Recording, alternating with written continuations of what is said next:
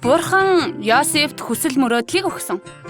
Йосеф ах нартаа хаягдан болон зарагдан шоронд хоригдон гүтгэгдэж хилмигдэх үедээ ч тэр цөхрөөгүй юм. Бурханы өгсөн хүсэл мөрөөдөлд итгэж байсан учраас тэр Бурхан эцсээ хүртэл Бурханд итгэж байсан Йосефт хүсэл мөрөөдлийг нь биелүүлэн өгсөн. Яаков маш олон хүүтэй байлаа. 1, 2, 3, 4, 5, 6, 7, 8, 9, 10, 11, 12 хүртэл олон хүүтэй байв. Тэр дундаас Йосеф нь 11 дахь хүн байв. Аав Яаков нь онцгойлон Йосеф хүүтэй их хайртай байв. Йосеф нь аавынхаа хийж өгсөн тансаг дээлээ өмсөн ах нартаа гайхуулав.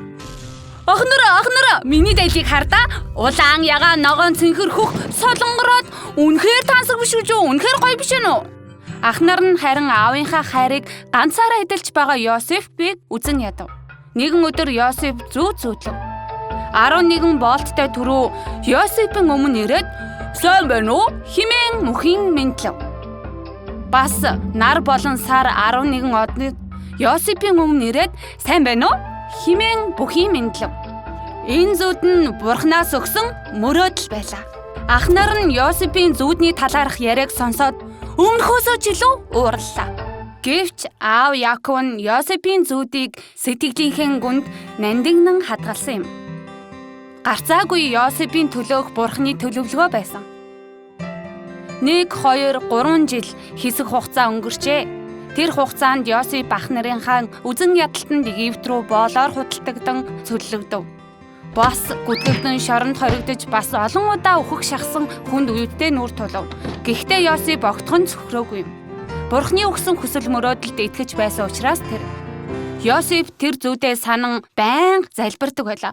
Бурхан минь, тэр зүүдийг минь биелүүлж өгөөч. Мөрөөдлөө огтхон ч орхиогүй Йосеф эцэст нь харахтун одоо Египтийн захирагч Йосеф болгон томлие. Бүх ард түмэн Йосефийн захирамжийг дуулууртай дагахтун. Ингээд Йосеф Египтийн бүх нутгийн захирагч болов. Бурхан Йосефийн мөрөөдлийг биелүүлж өгсөн юм.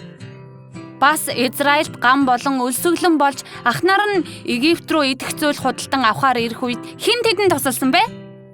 Гарцаагүй захирагч Йосеф аав болон ах нарынхаа амьдруулж өгсөн юм. Йосеф өөрийг нь зарж явуулсан ах нартаа "Үгүй, ер нь яг адилхан хандна" гэж огтхон ч хэлээгүй.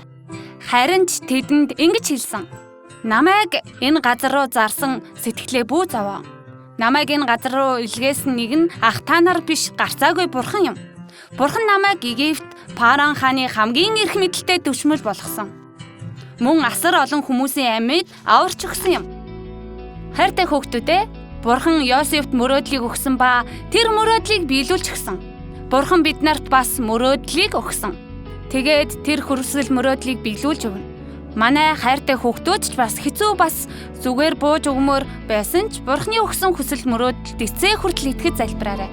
Тэгээд Йосеф шиг Бурханы агуу том хүсэл мөрөөдлийг биелүүлдэг хүүхдүүд болохыг хүсэн ерөөж байна.